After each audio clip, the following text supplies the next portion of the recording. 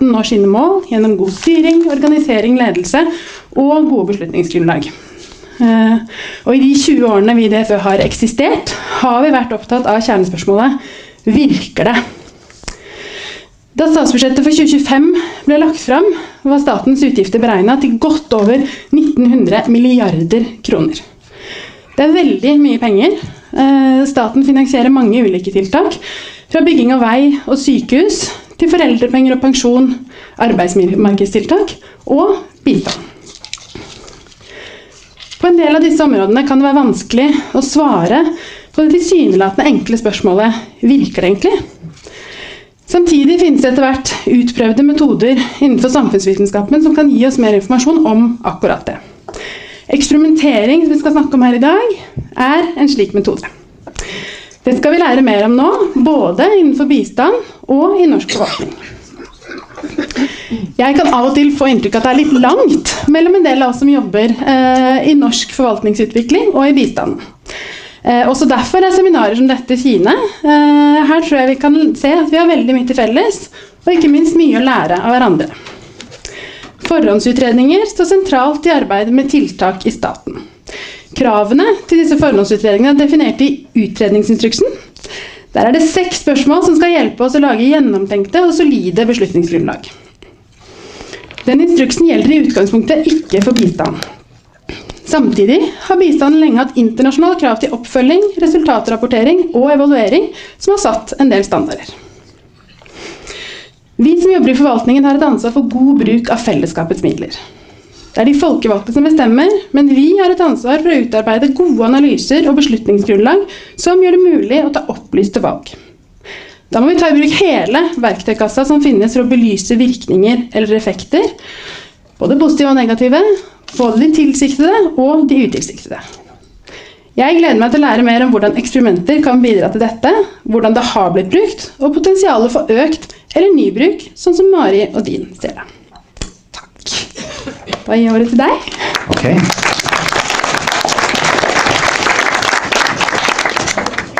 Okay, thank you, Elise. So I'll switch to English now, and we'll conduct the rest of the seminar in English. So good morning from me as well. Welcome to Norad. It is just so fun to see so many of you show up on a Thursday morning to discuss experimentation. So my name is Håvard Mokleiv. I am Director of Knowledge and Innovation here at Norad. So on the face of it, a joint seminar between DFØ and Norad might not seem like the most natural thing in the world. Norad manages most of Norwegian development assistance. We're committed, indeed we're actually mandated to ensure that everything we do is evidence-based and cost-effective.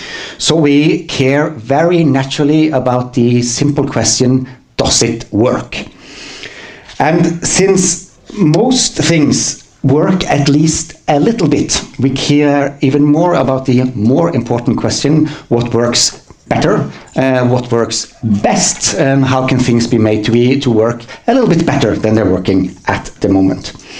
Here at Norad we have a slogan for that. We call it Fakta, makta. That works much better in Norwegian than in English, so I will not translate it. So over the last 20, 30-ish years, social science has gone through a credibility revolution. We now have the methods and the tools to study and to evaluate what worked and how and why it worked. Because of that, we are now increasingly in a situation where we can actually say to our superiors at the Ministry of Foreign Affairs and the Ministry of Climate and Environment, or to Parliament, that if you tell us what you want to achieve, then we can tell you what is the most cost-effective way of achieving it. Increasingly often, right? Not all the time. So we are continually investing in more experimentation in Norwegian development assistance, and we're delighted to discuss with our colleagues and friends at DFØ how we can do even more experimentation in Norwegian public sector. That costs a little bit, but we also know that it is a very good investment in itself. Our friends at the World Bank has shown that a moderate investment in experimentation leads to large returns in terms of increased impact and more results from a project. So, to enlighten us and to discuss, we've assembled what I can only describe as a stellar panel. First, we will hear from Professors Mari Rege and Dean Karlan. So, Mari is Professor of Economics at the University of Oslo. Stavanger. It says Stavanger here, but I was looking at Cathrine and said, sorry. I feel bad since I'm from Stavanger. So Mari has got a list of publication much too long to go through, and she's also been a member of several important government commissions here in Norway. And maybe most interestingly for us now, she's engaged extensively in the debate on experimentation and the need to do more of it in the Norwegian public sector. So Dean, the man in the shirt over there, for those who don't know him, is a distinguished professor of economics and finance at Northwestern University.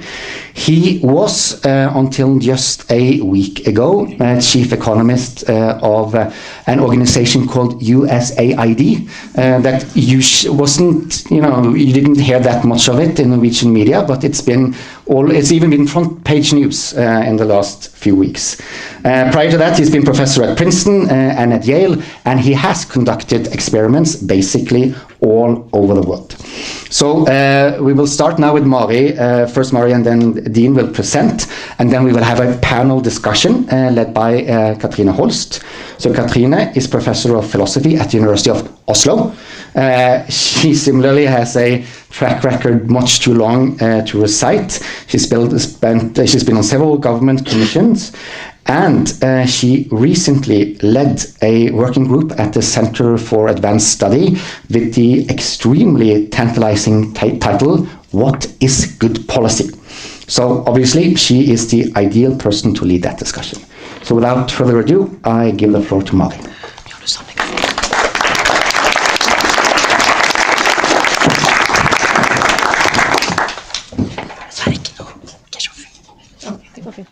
Thank you, and thank you for the invitation. Is this working now? That's a stock. Sorry. That's how you start the morning? With Norad. I am very, very happy to be here and also to meet you. My honor. I have been asked the question, why don't we experiment more in Norwegian public sector? I will be talking about the barriers, but my main message is going to be that I think the expectations are too low. And let me explain that.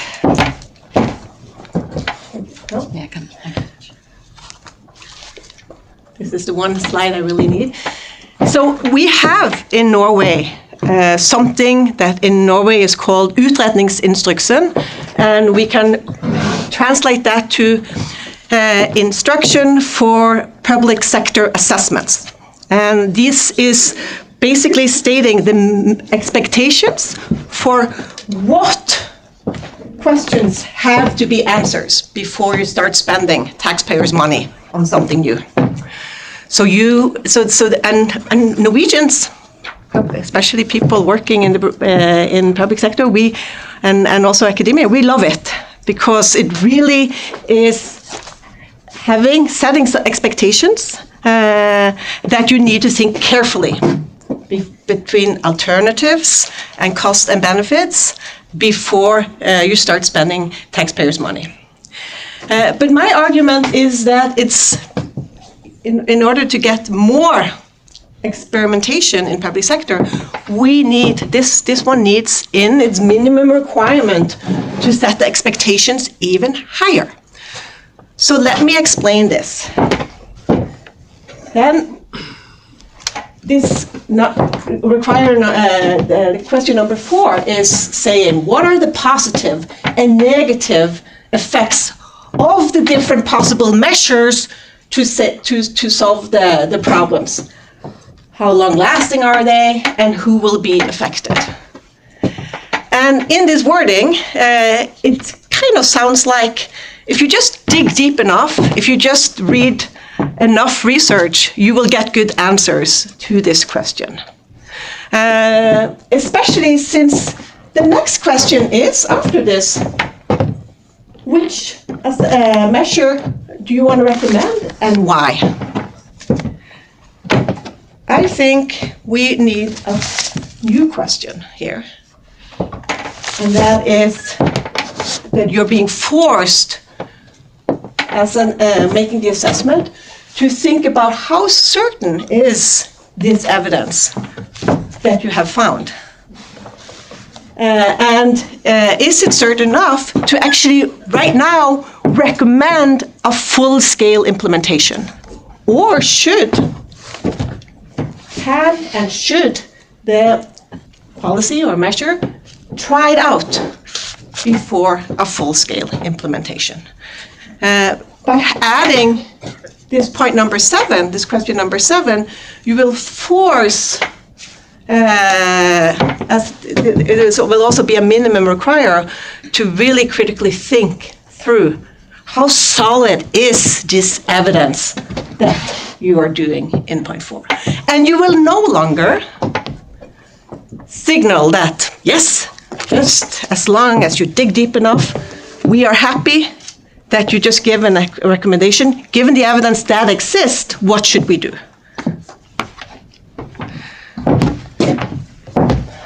Because that is problematic, and it may end up being very costly, because we know that very often, and you can go to any assessment, read an NOU, and you will see lots of examples of this, especially in welfare policy, labor market policy, education policy. You will see lots of examples of this. Very often, what it's building on is theoretical arguments. Economists are good at that, very often. But also, there are empirical documentation, but it's more about correlations and not causal relationships. Or maybe there are some good causal relationships, but then very often it's not from Norway, it's maybe from a very different context, from a different country, and you don't really know, okay, it seems to be working very well in the US, but we don't really know from that very solid causal study if it will work in Norway. Or, you also see a lot of this in the NOUs, that there are some municipalities that have been kind of running forward and done very positive things. And then there is some kind of before-after report where they say, oh, look at this positive development in this municipality after they did this. And of course, that is also not good enough evidence to build policy and immediately go to full-scale implementation. We may be many other things that have happened simultaneously in that municipality, or it could be that there are some very, very invested people who had this idea, who are implementing it, but as soon as you try to get somebody else to do it, it's not going to be the same. So very often, you see this kind of evidence that is the foundation of policy recommendation, where you immediately recommend full-scale implementation. That is a problem. And the problem is that you are losing out on the opportunity to learn, because there is no control group. So if we instead, when we have this kind of, we have evidence that this is probably a very good idea, and we don't really know it will work, then we should try it out. We should try it out in a randomized control trial first, and that is going to give us information. We're going to learn if it works, and for whom it works, for whom it may work, distributional effects too, that we care about a lot in Norway. And that's going to help us. We will avoid spending a lot of resources over a long period of time on something that has no effect. We just thought it was a good idea. And the other, also important thing, we will also, because very often maybe it was a very good thing, hopefully, but what can happen then very often when there is not good evidence on it, new politicians come in governance and they reverse the policy. But if instead it had been tried out and we had learned about these positive effects and carefully documented, that reversal would much likely not happen because you actually see that, yes, this is worth the cost. In Stavanger, we have many examples of these things recently. For example, school lunches to everybody, free school lunch to everybody with one government. We have no idea about the effects.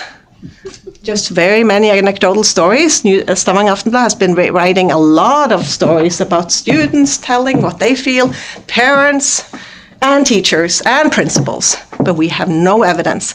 Okay, then we get a new government and they remove all the school lunches. I don't know if that was a good idea, but what I know is that it is extremely expensive, right? Very expensive to start establishing the infrastructure to provide free school lunch and then remove it. And then, of course, now on the Labour Party, they want to reinstall it if they win the next election. And there we go.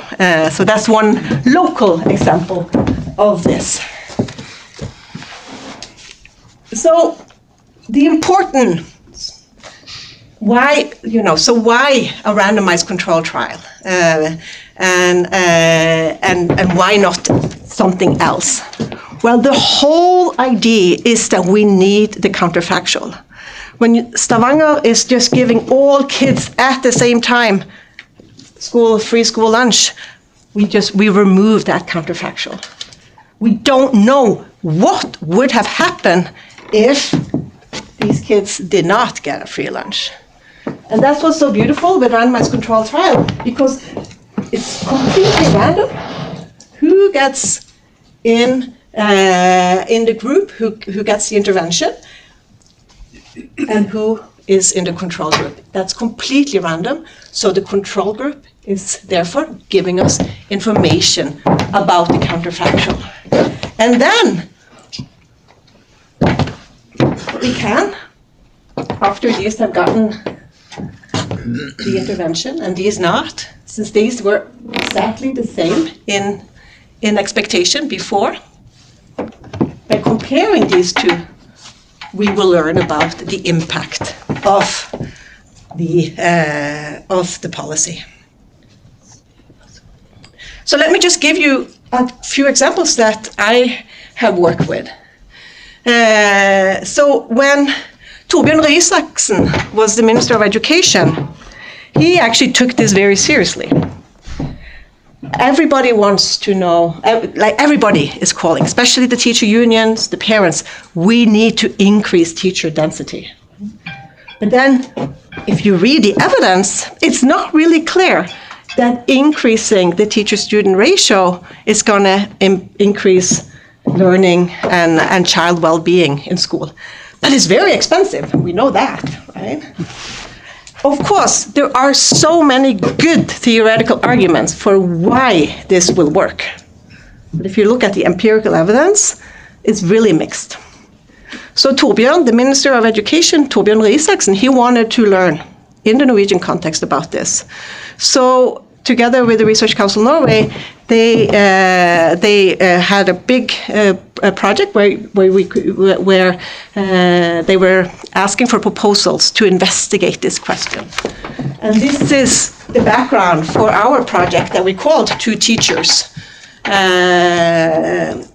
which was a large randomized controlled trials with 150 schools. We randomized these schools into different programs for teacher professional development. And the idea was, because when we read the article, we said, okay, sometimes it seems to be working with increasing the teacher density, but others not. Well, may it be that just giving this opportunity space is not sufficient. We also need to help teacher utilize this opportunity space. And not, because if teachers just teach as they did before, it's probably not going to help. That was our big hypothesis. So in some schools, we did not give any teacher professional development. And in some schools, we gave them ideas about how to utilize this opportunity space with, and that, giving more targeted instruction depending on the child's level in reading. And here, we didn't just give suggestions, we gave instructions, right? So we were basically giving them a little bit less degrees of freedom in this. And then in each of these schools, we again randomized one classroom did not get an extra teacher, and the other classroom got an extra teacher. So co-taught classes, solo taught classes. And the fantastic about this is that parents, teachers, everybody was very positive, even if we treated these classrooms so differently. And the reason was that this was very carefully anchored by the Reading Center at University of Stavanger, explaining why this very different treatment of the classroom is important to really learn this. So that worked out really well. So what do we find? Well, we find, consistent with the literature, that here, no effect of an additional teacher. They don't learn anything, even if there are 2 teachers in all literacy instruction in first and second grade. We double the resources. No additional effect on learning. However, and very important, we find that here, there is an effect. And the effect is especially where we want to see it. It is for boys, so we know is already struggling, and it is for boys who had very low scores on vocabulary and reading at the beginning. So when we both gave an additional teacher, in addition to giving the teachers the knowledge on how to utilize this extra resource, then we found effect. So that's one example of how this can form. And then I have to talk a little bit about this, because we are about to go out public with these results now, so you're going to get a little taster. But in Norway, there has been a long discussion about, how to support children's social emotional development in school, and that, of course, has been an important part of what the school is doing for a long time. But just a few years ago, we also got this more highlighted with livsmestring tema in læreplanene. But the fact is that the schools had no idea, many schools had no idea what to do with this. So how do we work with life skills in school? And together with Learning Environment Center, we developed a teacher training education and a curriculum and tested that out in middle schools. I can't go into too much detail, but basically, again, we had together more than 80 classrooms, randomized to control and treatment. And these in the grade 9, they continued as usual. Here, they got this, we call it robust curriculum, 1 hour every other week or so throughout the whole year. With these, interestingly, we also see an effect on the achievement in mathematics, and we see that there is a higher likelihood that they are going into an academic track. as opposed to a vocational track. That doesn't necessarily have to be positive, but that's what we see, and we interpret that as a signal of more academic confidence, and we actually also have measures of that. So very interesting, addressing a very relevant question in the education sector. 1 minute? Yes. Okay, so let me also just say there are also other methods than the randomized controlled trial that has has a counterfactual. So this is a paper from Mokleiv and Havnes that are using a difference in difference approach. It's a so-called quasi-experimental method where you are looking for, here you see that there was a rapid development in some municipality in the daycare coverage, whereas not so rapid development in others. And then you see that you can use this in a difference in difference, because here there was not so big difference in likelihood of going into daycare, whereas here for these cohorts there is a big difference. And this is a very nice study using this quasi-experimental approach, showing that going to daycare was actually improving these children's earnings as adults and education outcomes.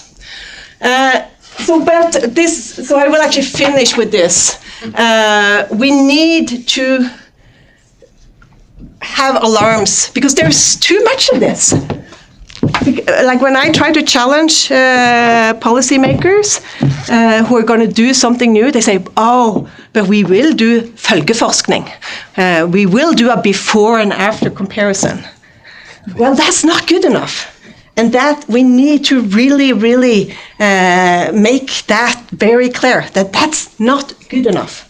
Because so many other things can happen at the same time. And then there are, of course, challenges with randomized controlled trials. There are practical challenges, but I would argue that very often they can be solved. And I love to be challenged on this. When people come to say, I say, no, but this is so special. We can't run an RCT on this. I love that challenge because very often you can solve it. There are also ethical barriers and barriers with, is this legal? And there's expert committee that were discussing some of these that I was leading, and maybe with Cathrine we will talk more about these things. And then also there are, the last point, there are political barriers. There are barriers where the politicians want to seem that they are decisive, they get things done, and just recommending a trial, many will feel that is not so decisive. There's some interesting research recently of Robert Durr and his co-authors that is showing that is not a good understanding, because they are actually showing that voters are really in favor of trying out and learning. And when politicians learn about that, they also get more open to it. So these barriers, I think, can be broken down. But in order to fight these barriers, we do need to do something with utredningsinstruction and signal very clearly that you are, as a minimum, also expected to think, should this be implemented full scale, or should it be tried out first before full scale implementation? Thank you.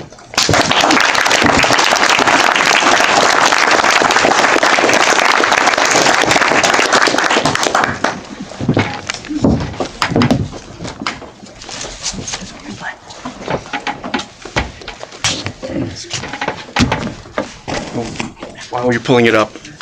You're muted, Dean. I'm on mute. Unmute.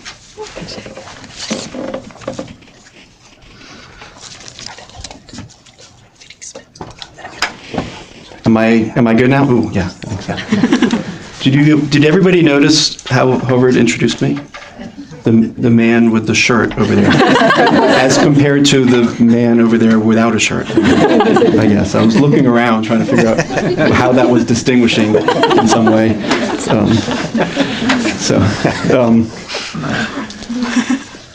So two thoughts that were not on my slides I want to share, reflecting on what we just heard about, to just complement and add. One is, a lot of times people think of doing evaluations to show whether something works. But in reality, a lot of times we might actually have a really solid idea that something is going to work. What we don't know is how well it's going to work. And that can be really important. In fact, most of my work these days in developing countries is about a program that I at first said no to working on because I thought it was so obvious that it was going to work. And then what convinced me was this question about, well, how well is it going to work? Because it was providing so much in terms of cash and support to households. I was like, well, of course that's going to work, but is it affordable? Can we actually roll this out as a policy? So, I became convinced, and this is now actually something that we've championed now for policy. But the point is that when I first got involved, I saw it as almost unambiguous, the direction of the effect, and the question is, will it work? And this is one of the things that I experienced quite frequently at USAID was there might be an effort, they're going to spend some money, call it $50 million on education or on working with farmers or whatever the case is. And they would put a lot of things into that program. There would be 12 different things that are components, all with the same goal: improving learning outcomes for children, improving outcomes for farmers. And one of the reasons they ended up with 12 things is because you have 12 people sitting around a table, being a little bit simplistic about it, but all 12 of those people had a good idea of something that does work relative to doing nothing at all. Different idea, same goal. And the point of evaluation is to recognize that you can say this in a nice way, like you assume it all works relative to nothing. It can't all work relative to each other. Some of them are going to be simply more effective than others. And so that's one of the key points of evaluation, is not just saying, should we do this or not, but how do we make those tough choices? Because we do have fixed resources, regardless of how wealthy we are. If we're in any sort of public sphere, we are faced with a budget and scarcity, and we have to decide what to do. And that's one of the key lessons of a lot of the work in evaluation. Is it's not about defending whether something is good or not. It's about figuring out how does it do compared to other things. The other point I want to make before I go to this is the politics is often a challenge, but sometimes it's a bonus. Sometimes evaluations and randomized trials are done specifically because of politics. And there's two issues that often will come up that make it so that doing a randomized trial is actually the politically savvy thing to do. One is for fairness. That when you're doing a random allocation, if it's something that is like unambiguously good, let's be as simple as cash transfers, if that's the case, then you actually, in some cases, there have been several studies that took place where the randomization was not happening because some researcher said, I want to study this. The randomization was happening because the government wanted a completely fair allocation system that was above reproach, above corruption, above cronyism, where people who are eligible get to apply, then there's more people that apply, then there's money, and then they do a random allocation. And researchers just hear about these things sometimes and go, ooh, can I have in? Can I explore how this is changing things? And it's done completely for politics and fairness and ethics reasons. The second is a little bit more strategic, but one of the most famous randomized trials that was really early was on conditional cash transfers in Mexico. And this got started specifically because the people who were running the program believed really strongly that it was going to work. They turned out they were right. We'll say they, in some sense, you might say they got lucky. They just were, whatever. The point is that they were right. It did work well. They set up the randomized trial because they were afraid of the politics. They were afraid that if there's an election change and the party changes, that the program would get killed. And they wanted some really solid, clear evidence. They specifically even sought out researchers that were not Mexican, specifically to have independence, someone who's not affiliated in any way with a party or anything like that, to come in and do a randomized trial and establish that. And have that kind of clear evidence that gets into the public sphere, into the media and things like this to help provide that protection for the program. And it worked. The program did persist. When administration changed, they did actually kill the name of the program and rebranded it. But the underlying program remained and is rebranded. So the politics can work both ways. Okay. Oops. Oh, this is not on. Okay, I'll just look up here. Okay. So I'm going to be brief here and just give you some high-level ideas. The second point I'm going to go even quicker because it is fairly. I'm going to say a few new things, but it's a bit repetitive what we just heard. The first thing I want to talk about is just 4 roles for data. Oftentimes I hear this is expanding beyond just randomized trials and just recognizing what are the. A lot of times I hear someone say this program is evidence-based. I'm like, okay, what does that mean? It's a nice slogan, it's a nice verbiage, but what does that really mean? And a lot of times, unfortunately, what we end up hearing when you dig in is that there's this, sometimes there's like data involved and data being reported, but it's not actually analytically savvy. And so it's giving this feeling of being evidence-based, but it's not actually leading to changes in decisions in a positive way. So I want to break this into four types of uses of data that do help you direct to what those data should be that you're going to use. The first is diagnostics or targeting. Just, is this a problem? So and how do you determine it's a problem? When I got to USA, I was really struck by how often someone referred to a program as evidence-based, and I said, great, tell me what the evidence is that is behind you saying this is evidence-based. They said, well, there were literacy problems in this part of the world, and so we ran a literacy program. And to which my reaction was, well, that's great. I mean, that actually is important that there's literacy problems when you run a literacy program, but that doesn't tell me why you're running that program. Do you know that program is effective in reducing illiteracy, first of all, and second of all, where aren't there literacy problems in developing countries? That's a pretty easy find, so it's not very discerning. But yet that is some necessary data. It could help you target.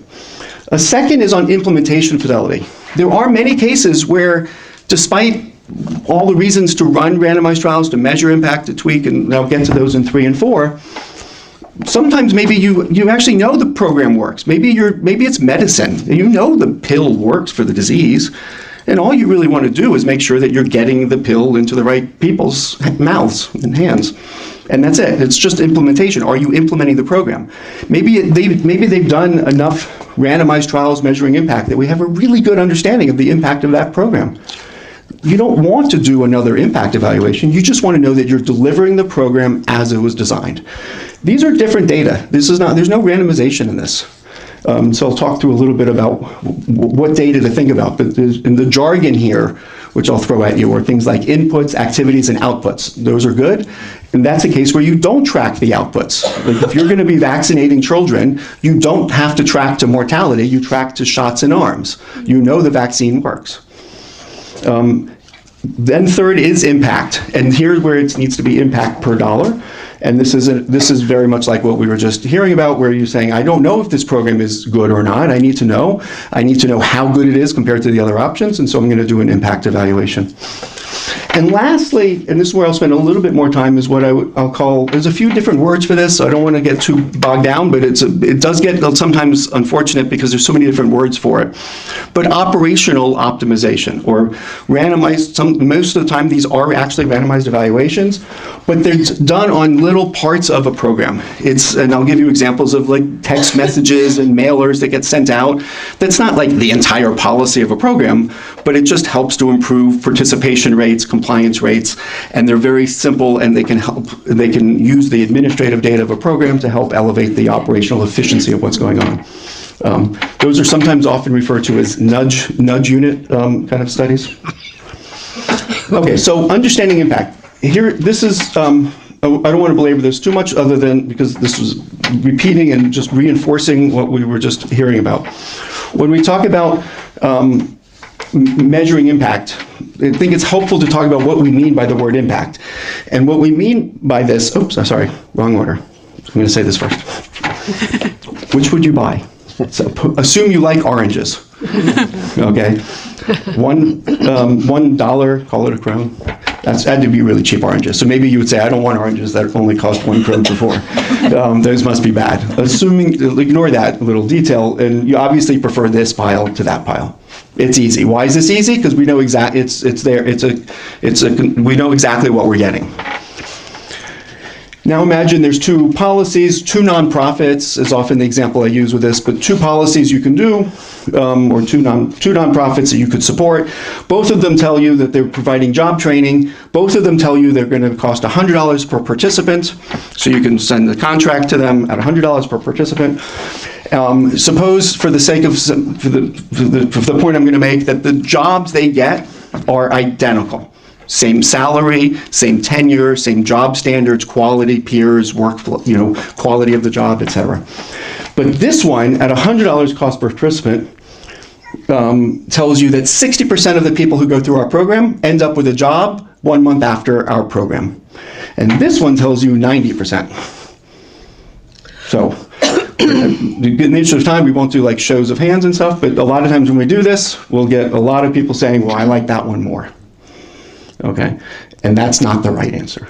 The right answer is you have not told me what I need to know which one to prefer. Okay, and this is why we randomize. Suppose I didn't tell you how these people were chosen. Suppose this one was operating right outside of a prison. 60% would be a really good number. Suppose this one was operating right outside of a university and a business school. 90% might actually be bad. Right? Maybe it was going to be 95%, but then they wasted all this time in this stupid job training program that they could have been job hunting, and they went from 95% to 90%. So it's not just, when we say you need the counterfactual, as we were just hearing about in the control group, it's not just I'd like to have it. It's not just getting you better estimate. You could literally just be getting the exact wrong answer, where you literally think something is good that is actually bad. If you don't know what would have happened otherwise, and that's the entire heart of it. So the whole point is you're getting this attribution, how have lives changed because of the intervention, which does absolutely require that you answer what would have happened to the same individuals without the intervention. And then you try to come up with ways of doing that. Randomization is often the simplest when it's feasible. That's why it's popular. There are other methods, as we're talking about. They often require more assumptions and actually more technical expertise. This is one of the things that always surprised people that you would say they thought randomized trials are more expensive. I'm like, no, my kids can flip coins. It's actually easier to do that than the fancy econometrics that you have to do to know that you can create this counterfactual. With one exception, if anybody has a time machine, that's the other way of doing it. So let me know. No rush. Doesn't matter when you get it to me. But a time machine would also solve that problem. Okay, so the impact is literally just the subtraction of these two things. And the entire point is this is easy to measure. I don't want to say easy. Some concepts are hard, some are easier, but this is measurable. And this is something that is not directly measured. You're having to figure out what you can observe in the world. And with randomization, what you're doing is you're saying the other people are what I'm observing, and I'm observing how they do, and calling that the counterfactual, and I'm subtracting. And that's impact. Okay. So third point, third topic, what to measure, because it's not all about impact. Suppose you have a program that you know is working, that you know works, in theory. So think about the extreme version of that is the medicine, that you know the medicine actually works. It's gone through lots of rigorous testing, usually randomized trials, and you know the efficacy of that pill. You don't need to test the efficacy of that pill again, but you need to test whether you're getting that pill delivered, whether that program is adhering to the design of the program that has gone through careful evaluation. And so here's where it helps to think through what your theory of changes of a program. You have needs, you have some activities that you're doing, you have the immediate things. An output is basically, think of an output as the thing at the very end of that you produce that is within your control, entirely within your control. So it's in this example of training programs, it's the trainings and workshops conducted. It's people coming to the training and finishing the training, and that's an output of your program because you control that. The outcomes are the things you don't control that you're trying to move, but you don't control them directly. You control them by doing these other things, and you're helping to move the needle on these things. But lots of things are also moving these things that are outside of your control, and that's where you need the counterfactual is over here. But if all you want to do is make sure that you are delivering the program as it has been tested, and maybe you did a pilot with a very careful evaluation, maybe you're learning from other people elsewhere, and you're just mimicking what they did because it was well done, you're identifying what these things along here are in order to know what to do. So I'll give you one example of a teaching program that has been tested probably 10 or 20 times in developing countries called Teaching at the Right Level. Works with kids lagging behind to provide more customized tutoring effectively with a small group to help elevate and with a very structured process, and brings up their literacy and numeracy. One of the most cost-effective tools, this is actually one of the things I was most thrilled with that we were moving the needle on at USAID in shifting USAID funding towards good things. Didn't work out so well, but that was our goal. That program has very different treatment effects. When you see the different randomized trials that have been done around the world, about 10 of them, that range from 0.2 standard deviation moves in per $100 for the kids up to 0.8. That's a pretty big range. And so when you go back to what I said earlier about, you need to know how well things work, 0.2 to 0.8 is actually a pretty big range. And there's going to be a lot of things in the 0.4, 0.5 zone. And so then you don't know, is it better or worse? But it turns out when they collected really good activity and outputs data, they were able to understand exactly the difference in the 0.2 and 0.8. And it had to do with what proportion of the classrooms were actually actively participating in the program. And some schools were just better at doing that than others, and some programs were implemented with higher implementation fidelity and some with less. When they had higher implementation fidelity, as in they adhered to the program, and the schools that were in the treatment did the program really well, then they were at the 0.8. The ones that were where it was a little hodgepodgey, and when they did audits, they sometimes were there doing it, sometimes not. Those were the ones at 0.2. Right? And so you learn something there that kind of validates your theory of change. But if you're outside the space of a randomized trial, that's exactly what you might want to do in the future to monitor, are you doing this program? We're running out of time. Okay, we're good. So then I'm going to skip this because I kind of just said that. And then, why is it not? How do I lost the page down by escaping away.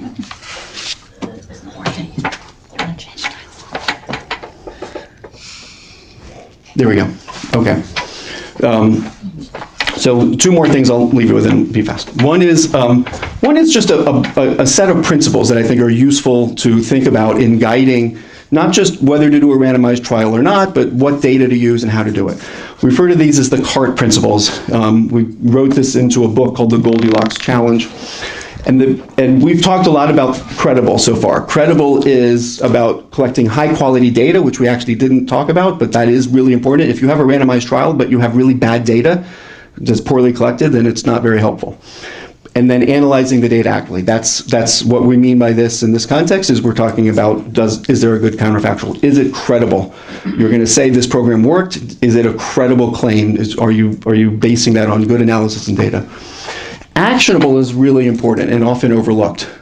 Who is going to use the data when and how to do something differently? The minute you're doing a data exercise and you realize that if the answer is above 12, then you're going to go forward and do this. And if the answer is below 12, you're going to go forward and do this. That's the moment you shouldn't be collecting those data. Okay, so what's your action plan? And do you have different end nodes or not? And the minute you are realizing that above 12 you say yes, and below 12 you say I don't believe my data, well, what are you doing, right? So have a plan and make this timely. And sometimes that means really putting the, I'll admit as an academic, we're not, you got to hold us, you got to keep us, give us deadlines. We need those things. So, this is where it sometimes helps to have a combination of academics that bring in good theory and empirical analysis with consultants as a combination, who are the people who are full-time, not just researchers, are better about meeting deadlines, and they bring us dorky people along. It's just some honest advice there. I'm sure there's some better, but responsible is about ultimately recognizing that even the data come at a cost. It comes at a cost of management time, comes at a cost of collecting. Be responsible. Think about the ethics of those data. If you're spending money on that, whether it's your time or your money as a program, that is probably reducing the size of how many people you're reaching. Is it worth it? How much are you going to learn? Make sure it's worth it. And then transportable is about trying to also recognize that if you're asking these questions, other people probably are too. Can you transport what you're learning to other people, other organizations, other ministries, other governments? And if you can do this in a way that is transportable, then your impact is now leveraged. It's not just on what you're learning, but you're influencing other people too. So I'll give you 2 examples. Whoops. This is just a repeat of the slide because I was segueing to the 4th, and I'm just going to give you a couple examples of this that you already heard some. These are examples from what was called the Nudge Unit, which was built within the U.S. government. So far, they have not been eliminated, but they are very much fearing that they will be. They did survive Trump 1. They just kind of buried themselves and added lots of words about lowering costs throughout what they did, because that is actually a big part of what they do, figuring out how to implement government services at less money and deliver the same thing. So it's sometimes called the Nudge Unit, and that's based on a book by Richard Thaler and Cass Sunstein. And as an example, this is a program with the U.S. Department of Agriculture about requests for wildlife risk assessments. They sent off 4 letters, info only, info plus a personal risk letter, just testing different ideas. Let's not worry about the details. The point is they set up this test. They want to know, as a program, they want to see that people are getting these assessments done. It helps protects the landscape and wildlife. And so here's the, no letter, didn't get, well, I don't know actually what the mean was, but compared, getting a letter had a decent effect of like 0.06, so 6 percentage points more likely to ask for this assessment. And the different letters didn't seem to matter. That's okay, that's what you learn, right? But the letter does. Increasing vaccines among seniors. This was sending a simple postcard in October, November, December. Each of those is relative to no postcard. And you see the ones in October did have a big treatment effect. The ones later on, less so. So you learn something that, yes, the postcard is working, but, send it early. And a flu vaccine among Medicare beneficiaries. These numbers might look like they're all the same, but they're actually not. And when you're dealing with a mass program for millions of people, moving from 25.9 to 26.8 is actually a very meaningful change in a vaccination rate. And all from just a simple, what was it? It was a letter or a postcard or a text, I'm not sure. But bottom line is a very simple communication that took place and moved from 25.9 to 26.8. Right? That can roll out now to the entire country with that information, and it was very simple to run, and it's motivated by looking at this and realizing we don't, if we're going to send a letter, we don't know what's the right thing to say, and the one that worked best was talking about something that was signed by the Surgeon General. So basic principles, and this is the final. A few principles to just remember in doing this. One is focus really helps. Trying to do too many things often ends up leading to not taking into account the actual trade-offs. That probably means that you're doing things that are all trying to achieve the same goal, and maybe that's a space for evaluation to help decide what is the right thing to do. Because with focus, we often implement better. We implement at scale better. So sometimes just the cost structure is lower cost to do something at scale rather than at small. Don't collect data just because it makes you feel better. It's very tempting. Sometimes it feels good, it feels better. But like if you don't have a very clear use for the data, that you understand what you're going to do and have that path, it's probably not a good use. Being precise about what is learnable. And by learnable, what I mean here is are you going to learn about the impact or not? If you're just following people over time without that counterfactual, it's not really learnable impact with that. And so be precise and understand the limits of what you're facing and what you're able to do. Also iterate. Those letters I showed you, I don't know exactly those letters because I wasn't involved to know did they iterate, but that is the ideal process that they do engage in. It's not just a one-time thing. It's working to iterate a series of letters and you find the winners and then you keep iterating and the one that wins the most in one run might eventually stop working because people maybe need different information. So there's reasons to iterate. The lesson you learn might change as well. And sharing with others. And then the last point is just being super clear about where you are in those four different kind of scenarios where data can help you Is it just about diagnostics and targeting? You're not evaluating does it work and how to make it work better, but you're just trying to make sure that the program you're running is being run in the right context, the right people, that the diagnostics, the necessary context, the necessary criteria for what you're trying to do is what you're reaching. And that's a very different data collection process to just validate that the problem exists where you're trying to work and that's the right place to work. And then, if you're not measuring impact, it's still probably the case that hopefully you're basing what you're doing on the fact that something is shown elsewhere to have really big effects, or maybe shown in your program to work really well previously. And so that's a case to really just make sure your data are really nailing the implementation fidelity. What are your activities? What are your outputs? Are you sticking to the plan? And then when you do have evaluation questions about whether it works, how well it works, and how to make it work better, that's when to do randomized trials. Great. Thank you, everybody.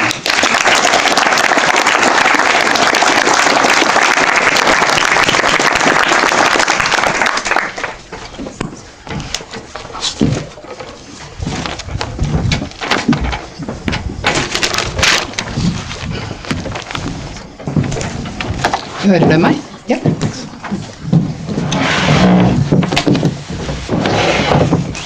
So, hello everyone. So now we'll have a conversation, and wow, this was extremely, thank you, very inspiring presentation. So many good substantive arguments for why this is a good idea, instructive, practical advice, and very interesting examples. So, I mean, we could go on along these lines, and feel free, but also I would like to, I think my first questions to you, since you are also experts, super experts on this, how would you describe the limitations of this? I have to ask about that. So, I guess there are some, I mean, maybe we should use this more, and there are some very typical cases where we really should rely more on this, and you gave many examples of that. But could you say also something more about the scope conditions? So is this an unconditional advice? Is there, for instance, is this more fitting for certain policy questions, certain policy areas? Does some particular competence need to be in place? It's also in public administration. And also, I think the question of stability, maybe. So we live now in extremely shifting times, to say the least. So maybe what works today does not necessarily work tomorrow. So this is, could you say, both of you, maybe reflect a little bit on these limitations? I don't know. I'll let you. Do you want to add to Sure. Yeah. So let me. I have two thoughts in reverse order from your questions. If times are changing, if it works today, does that help us tomorrow? Let me change time and say it's a very, very similar question to it works here, will it work over there? Yeah, here and there. In a sense, I think of those as the same question. Yeah, right? It is. Yeah. And this is where a good evaluation is one that helps to understand the why of why it's working. What are the necessary conditions for this to work? Sometimes those are really trivial and silly. I can give you examples that are so silly that you might laugh at how stupid they are. Like, don't provide treatment for malaria in places that don't have malaria.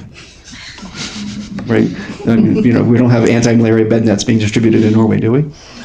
So why? Because there's not the right context, right? So that's a stupid example. But the point is, sometimes it's that easy. A lot of times it's not. It's about what the underlying economic conditions are, the maybe social pressures, social norms. So a lot of times it's much more nuanced and requires more data to understand and validate. But that's basically the exercise, is understand. And that ability to move over space and over locations as well as time is the name of the game. Now, if we don't think we can do that well, there's two directions to go. And I'm always struck by, sometimes it's thrown as the reason of, like, don't do an evaluation because you can't do that well. Where my reaction is, no, that's when you do it many times. I don't want to just put my head in the sand and say, I don't know this one study, if it's going to apply next year. I don't know if it's going to apply over there. My reaction to that is, well, then you should do it 10 times. and you start understanding then the context in which it's working, the context in which it's not better, because that is, then we can make headway. But we don't want to just give up having better guidance on what to do.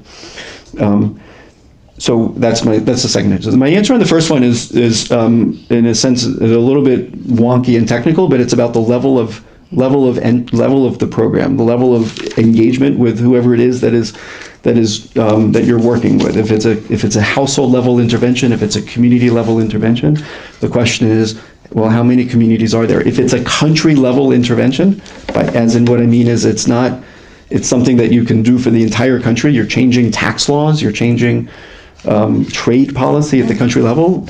Many of those things are things that are outside the space of a randomized trial, but that's when I would turn to some of the other kinds of data that you can use, and you might be able to estimate and use data and evaluation to estimate some of the steps along the way of how you think the world is changing because of this macro level policy. But if central bank policy on monetary, that's not the kind of thing that you can randomize interest rates and things like this at the country level. So that's the main rub, is when you start looking at interventions which are at that high aggregate macro level. Mari? Yeah. Just to add on this, I think very often when you see those trials that are being done, that in order to assure high implementation quality, they are not really implemented in a way that means that they have external validity, right? So for example, an educational program where you want to change the practice within the classroom and there are IDs. So then you monitor this, and they're doing what you ask them to do. But this monitoring is not going to happen if you scale it up. So yes, you see that this has an effect, but it was under this very strict monitoring. So then you often need several steps, right? You need to maybe first as like a proof of concept, where if we do this and we do this in the right way, how does it work and why does it work? And if you get positive answers, then you need another trial. It's like, okay, can we actually implement this with not being using so much resources to make sure that these schools and teachers are doing what we ask them to do, and then that's the next step. So to bring this back to your question, often, there are limitations. Very often, especially with respect to external validity, like this. Is this a scalable version? But then you need to do it in several tests. One example of this we did in the AGDA project, where we developed a curriculum for more structural pedagogical approach in the daycare sector. And we did it in using a lot of resources, really, giving the teachers training and so on.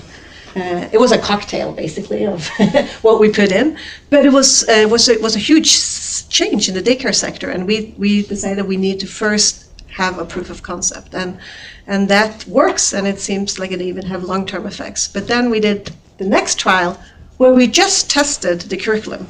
So we were just inviting daycares to use this curriculum or not. And it seems, the effects are then a little smaller, but it seemed to be working. I love that example, because you basically took the problem of external validity, and instead what you ended up with is actually a result that has much more external validity than you would get from any one study, because you started understanding the steps along the way and the theory of change, and validated it for experiments where it's needed and not where it's not, and that you end up with actually much better understanding of the external validity, and that gives you that better direction elsewhere. But that is where there's a problem, sometimes you can flip it around, as we just heard about, and actually make it even better. Not just alleviate the problem, but actually make it better than other studies. That so nice example, I thought. Yeah.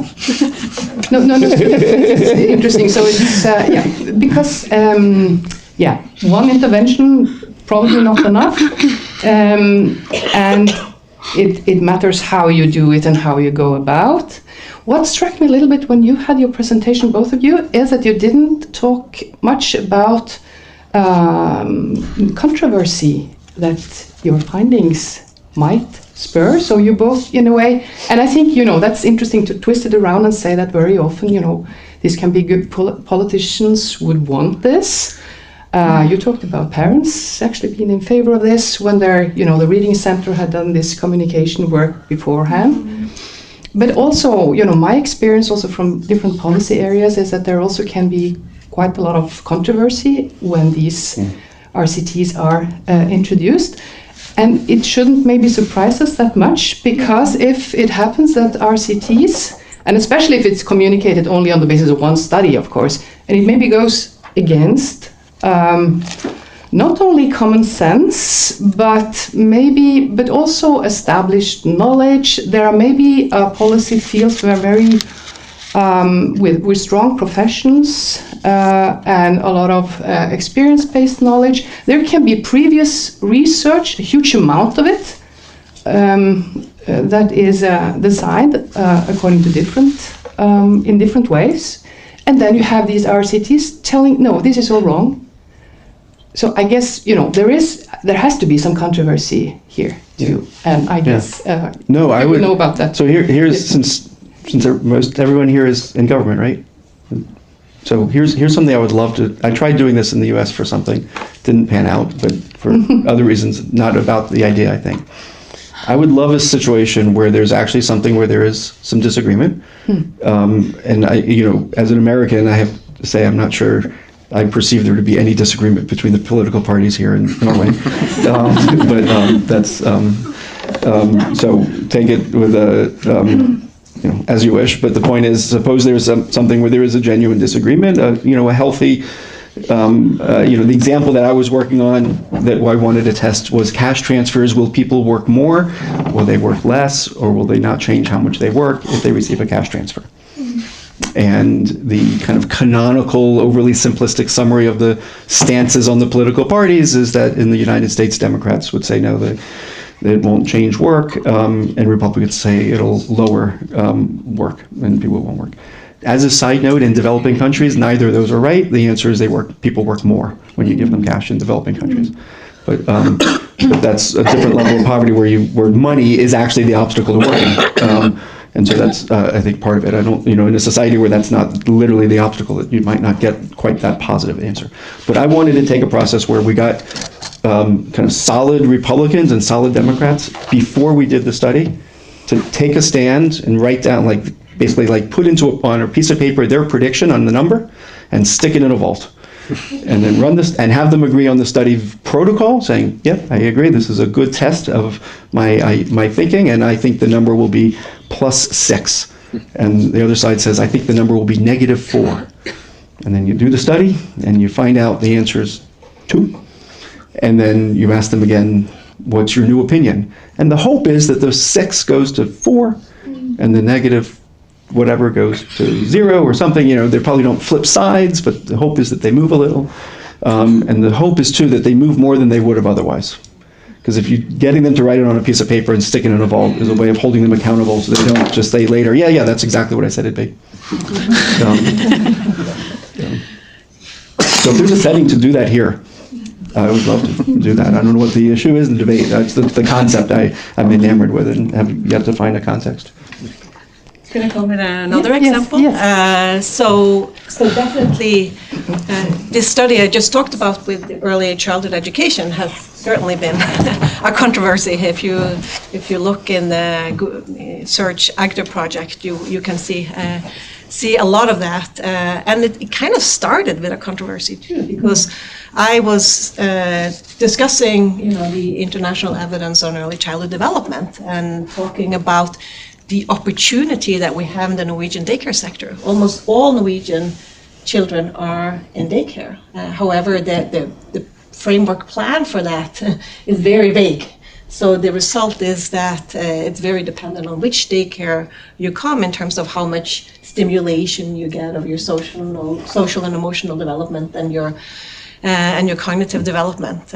So I was suggesting maybe we should think about a more use, not free play is very important, maybe the most important in this age, but just a little bit every day of more structural activities with some intention of stimulating the development in a more systematic way.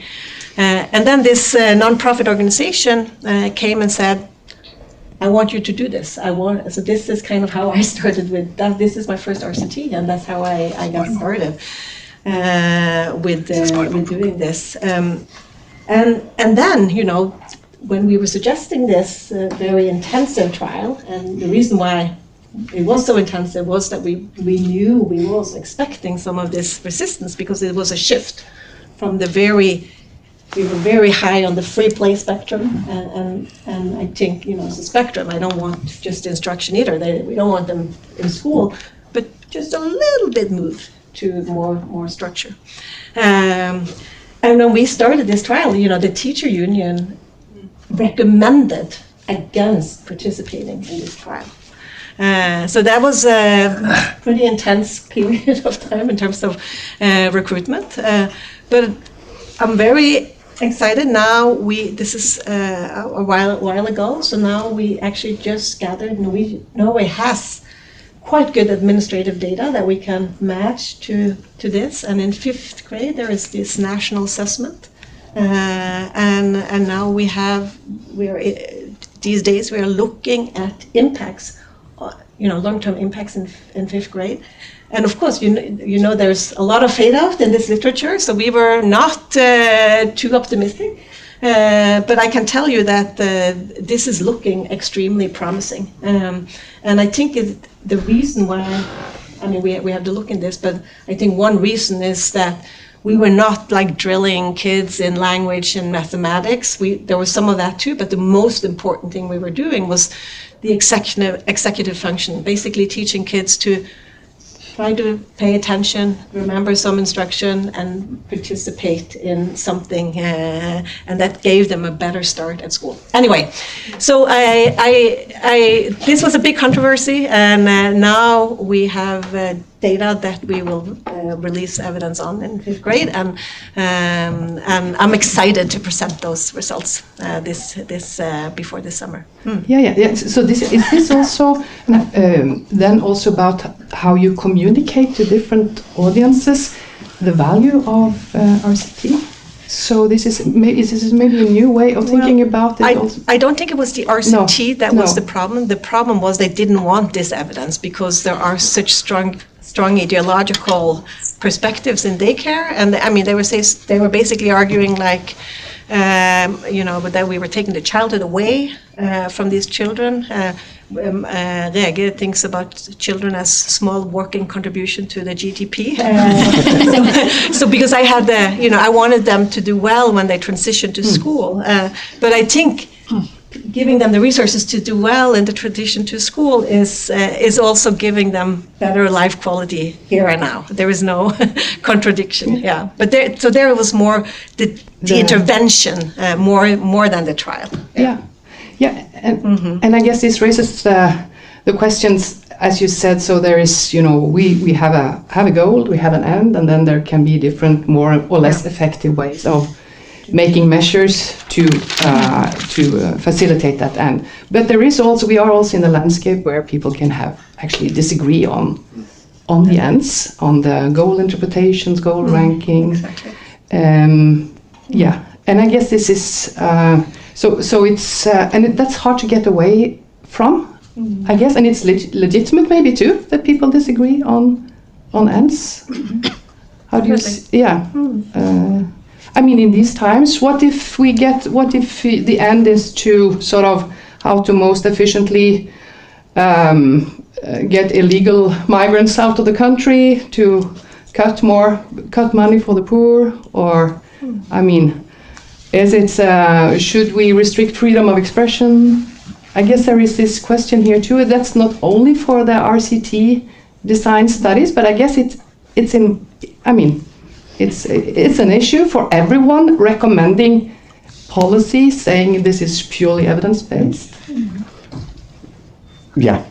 The sense in which I think RCTs can be very useful for those questions is not exactly what you're saying, but here's where my mind went, which is, ask a bunch of people the migrant question, and you get one answer. Yeah. Ask people whether they like buying stuff for less money, you'll get a very different answer. So the question, and that's basically what you get when you have migrants from other countries, is you get to buy things for less money. You get to buy labor for less money. You get to buy goods for less money, and that's completely ignored. People don't see. This is certainly true in America. People think about jobs, but they don't think about the cost of the goods they're buying, and the fact that if you have migrant workers working in your farms, then you get to eat for less money. But that's not something you feel as much, and it's not as poignant. Yeah. And it's also the case that migrants often create jobs. Like there's a net positive that can take place from migration. That in literally, there have been studies in the U.S. that find that more migrants come in, that actually creates more net positive flow of increase of jobs, because they might be farm workers, but you still need management to manage the farm workers. So you end up with additional workers, not crowding out. In some industries. So these things they're the randomized trials, as far as I'm concerned, is how do you educate the population to understand these issues better? And there's messaging issues. How do you message that? That's where I would deploy randomized trials to figure that stuff out. Is if I were working on that, it would be about how do we better educate and inform so that people understand the trade-offs that these policies that are behind them. So. Not exactly what you asked, but yeah, but engage in also the deliberation, education, or conversation about the goals and ends, and that also involved here. Yeah. Since we're talking about costs, so if we are going to do more of this, what are we going to do less of in public policy? So we have a lot of other ways of gathering knowledge, trying to make policy knowledge-based. So where should we do the cuts if we go more for this? Well, it's actually, that's not the right way of thinking about this, because you have to do this to avoid spending a lot of money on policies that may not be working, and you may end up doing it for a very long time. So when there is going to be a policy change, I think it is so important to think about, okay, is there knowledge about how this is going to work? And do we have a good enough knowledge? Do we know well about, what you were raising? Could it, have we designed it the right way so it actually work as well as it can? These things are important to avoid wasting taxpayers' money on things that could work better, or actually is not working at all the way we thought it would work. As for example, just increasing teacher-student ratio without also helping teachers understand how they better should use this opportunity space. Yeah. So in the plane I'm about to get in, I'm working on a paper that combines 3 studies doing a program in developing countries that works with individuals to help them build income-generating activities. And it's the program actually I was referring to earlier that I started working on 15 years ago. So all 3 studies, we tested out doing those meetings to provide that training and that support in groups or individually, one-on-one. We weren't sure which would work better. On one hand, individually, you get to customize, you get to really be focused on one person. You get to, maybe there's things that are private that they don't want to share in a group, and so you get a more candid conversation. But in a group, maybe you learn from each other. Maybe someone brings up an issue that they're facing, that someone else is facing, and they didn't think to ask about it, and that information turns out to be helpful. And also, it's probably cheaper to do it in groups, because you have a field agent who goes to the community and has one meeting. Turned out it made no difference whatsoever on the effectiveness of the program. It was like we literally just, all 3 times, we have these same exact effectiveness of the program. And groups were much cheaper, 20% cheaper. So that was it. That was the entire lesson learned, is here's a cheaper way of generating the same thing. You can either save money or you can reach 20% more people. You pick what you want to do with the extra money. But, very clear lesson that is literally about just lowering cost and getting the same thing. We have a question from Thank you for the presentations and wonderful thoughts on RCTs. I work in the Norwegian Labour and Welfare Administration, and I'd very much like to be able to commission and conduct RCTs. On the other hand, I find it quite difficult because there are lots of constraints around what we can do and what we can't do.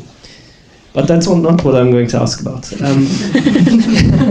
In December, there came out a paper authored by John List and a researcher with an Italian name, which I shall not try to pronounce. And there they shared some findings from a recent study where they asked policymakers, we have this RCT and it has 0 findings. What does it do to your tendency or your willingness to conduct future RCTs? And I found that when there are 0 findings, the willingness for future RCTs is reduced. Now that's in an American context. We're not in America. But that's at least one of the kind of fears that I have. And I also like the idea that you put forth that, well, if you can't do one proper evaluation, maybe you should do 10 and look at the sum of all this. But on the other hand, I have recently read this paper saying that, or implying that if you do a bad RCT or an RCT that gives you 0 results or negative results, that might harm your future chances for more RCTs. So I'd like to hear your thoughts on whether or not you have experienced this yourself, and maybe if you know if there's a way around this. Great, thank you. We are, a couple of minutes left, so let's end on this note. Comment on this very interesting question. Yeah, it's a very interesting finding, but I don't think we should draw too fast conclusions. It's a survey experiment, right? So it really has its limitations. But I do think we have an important job in terms of educating politicians and people in public service about the value of RCTs. And the study that I refer to here, which has also its limitations of survey experiments, but it shows that when they are more educated and also learn about how the voters appreciate a more knowledge-based approach, they become more in favor. Yeah, so keep in mind that this is very static study, but it is showing us that we really need to talk more about RCTs so that politicians become more educated. Not stop doing that because we are scared of 0 findings. Please go ahead. So I have 2 thoughts. One is it's about framing and how it's presented, and that can ameliorate these kinds of issues. So a study which finds no impact, another way of saying it is it found that something else worked better. So think about what the implication is and make sure that it's framed in a more forward-leaning way of this is great, this is what you learned, and this is how you can do your job better. And maybe that's an outcome result, maybe it's a positive, maybe it's a negative. One of the reasons I like randomized trials is because of that objectivity that comes from it. There are some disciplines where I haven't ever seen this tested empirically, but I have this conjecture that I've always wanted to test that there are certain fields within social science where researchers' empirical work always has the same policy implication. And that's not as true for randomized trials. And someone once did a study taking 2 of my studies which had randomized trials which had competing results and shared it with other entities, microcredit organizations, saying, would you like to do a randomized trial like this? And they randomized whether they used my result that showed positive or my result that showed negative results. And they found exactly what you'd expect. The ones that they showed a positive results, those microcredit organizations were more likely to respond and say, sure, I'd like to talk about doing that, and the ones that did not. That's my one answer, is it's about framing and how it's presented, and just be savvy about these issues. My second answer, you might say, is idealistic or obnoxious. Take your pick, which is, why are they in the job in the first place? Most public servants are in a job because they care about the world in some way. They chose to be a public servant. So they care about, in some way, working to improve for the better life for other people. If they're going to let that kind of thing deter them from learning and optimizing, then maybe they should get a different job. Well, on that note, thank you very much for your presentation. A lot of food for thought, very inspiring. Thank you.